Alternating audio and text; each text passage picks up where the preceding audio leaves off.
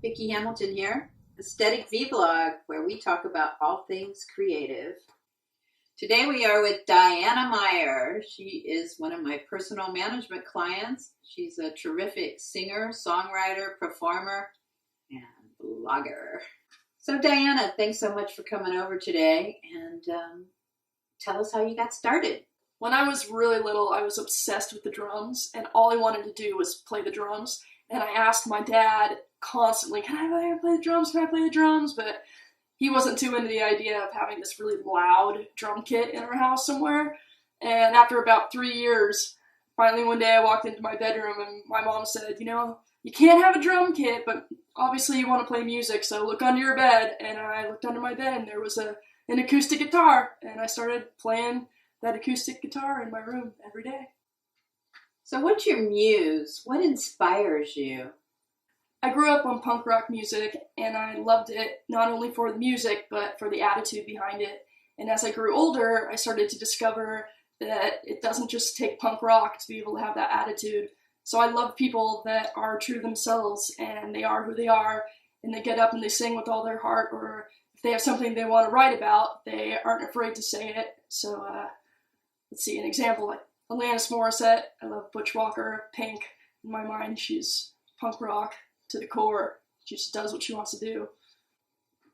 Tell me about your process. Usually I'll sit down with an acoustic guitar, kind of by myself in my room, and I'll start fiddling with some kind of melody, and then I'll start humming to it, and then words start coming to me, and whatever I'm happy about or excited about in that moment, usually you just kind of put words together with that melody and start from there and just kind of build it as it goes. Hate to ask, but what are the challenges of being a lesbian in the music business? I think you get looked at a little differently, but in my opinion, I think it's more painful to hide who you are than it is to just be yourself.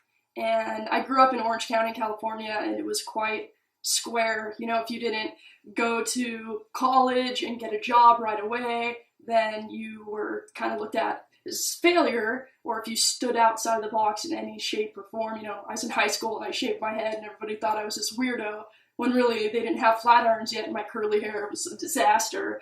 But I guess what I'm getting at is, if there were more people when I was younger that were, out there with their sexuality or what make them different, then I would have probably had a less painful high school experience where people picked on me and stuff, and you have more people to look up to. So I always wanted to make sure that I would be someone that wasn't afraid to be myself, and hopefully make it easier for other people that have the same issue. This is a tough one, but what are your goals? I've got a whole bunch of different kinds of goals. One of them is really YouTube. I have this YouTube channel and I try to post weekly. I do vlogs all the time and cover songs and original songs, and I really want to build a following with my YouTube channel.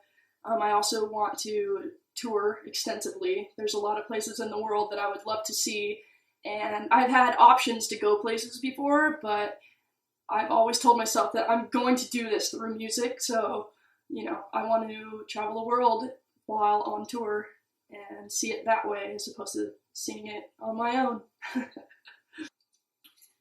So now we get the pleasure of hearing Diana do a song.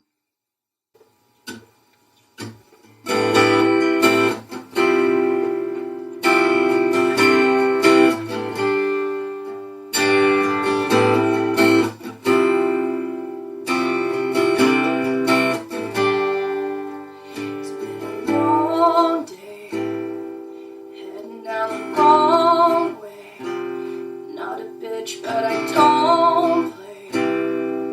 No, I won't sit still, shut up. When did I become the mama? You're supposed to be the strong one. Standing up for you is no fun. So I won't sit down, shut up, shut up.